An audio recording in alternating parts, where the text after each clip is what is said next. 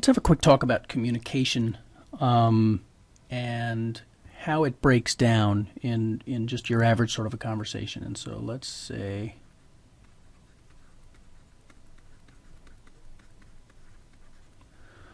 what would you say if you were sitting across from me, you and I were sitting in a room together, and I was saying to you, you know what, I am really glad that we're here today and that we have some time to spend together, and I really enjoy this conversation, and I really enjoy the opportunity to connect with you and work with you on this project that we're doing.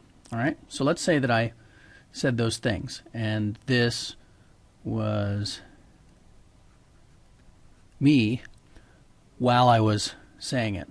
All right? So that's one example. Okay? Now, let's try another example over here.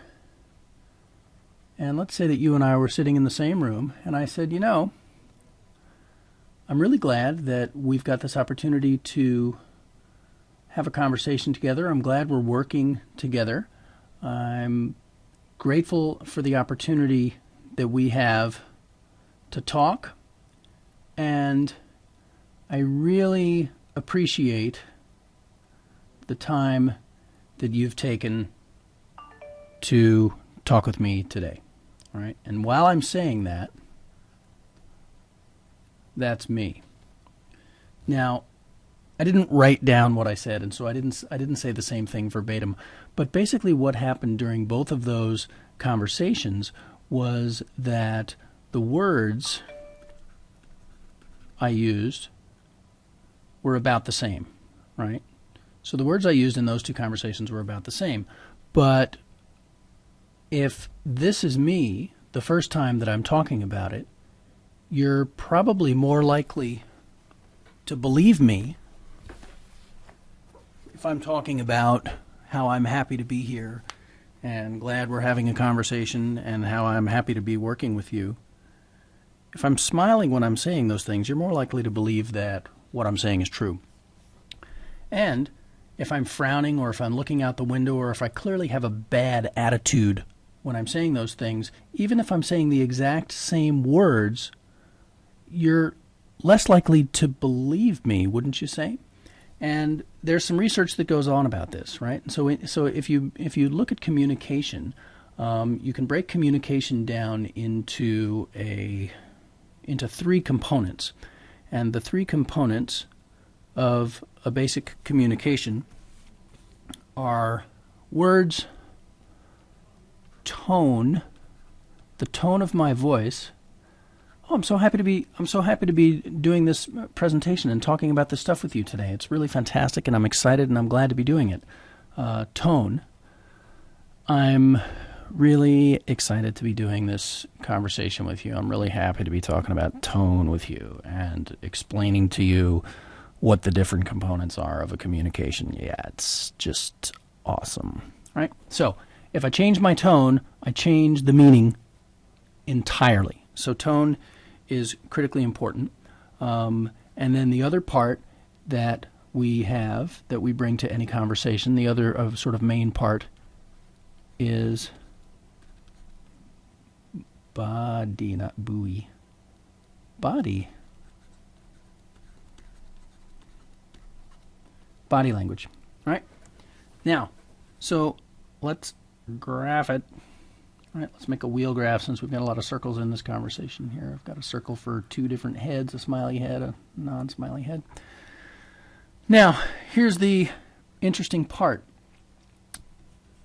Of a conversation, 50% of what gets communicated in any conversation, half, and some will say more, some will say less, but half of what gets communicated in a conversation is body language, right? 50% of what we communicate in any conversation is body language. the tone of voice that we bring to a conversation, our tone, oops, oh, I keep doing that.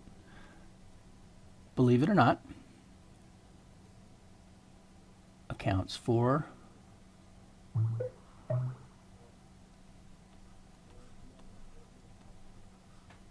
40% of a communication, leaving a whopping 10% of the meaning of the message of the actual communication to the words that are being spoken.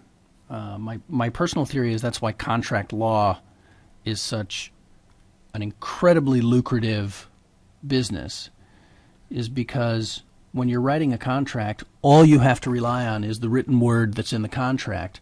So the chances that the contract will be interpreted correctly after the fact, I'm going to say are about 10%, right? When things go sideways. So this is important information when you're having a conversation with somebody, when you're making a deal with somebody, when you're negotiating a contract with someone, when you're just basically having a conversation. If you're asking somebody where they want to have lunch, you are much more apt to find out whether they really want to have lunch at that fancy new vegan restaurant downtown if you're able to see their body language, hear their tone, and also hear the words. One of the great things about recent changes in the way we communicate are little emoticons, right? And so if I'm saying, yeah, that'd be really fantastic, if I write, yeah, that'd be really fantastic in an email to you, and I do that means like I'm winking at you, right? And so I might be kidding. And if I say, you're a bonehead, and I put one of these, and that means I'm just joking around. So emoticons have come into texting, SMS, and email communications as a way of adding a little bit more communication value to just the straight-up written word. So think about these, and believe it or not, it's probably not a bad idea to study and use emoticons when you're having conversations through email, because it does give you the opportunity to add emotion, add a certain tone, if you will, to your written communications. But if you really want to have a conversation with somebody and you really want to know what it is that they're talking about and you really want them to understand what you're talking about, it's really, really important that you get in the room with whoever you want to communicate with. Because if you're not in the room, if you're on the phone, for example, then you've got words and tone of voice. And so you've got about half of the total communication that you can rely on, which is much better than just a pure written conversation. And if you're in the room with them, then you've got the words, you've got the tone, and you've got the body language. And those three things make up 100% of what's being communicated in any conversation. And those things are worth understanding.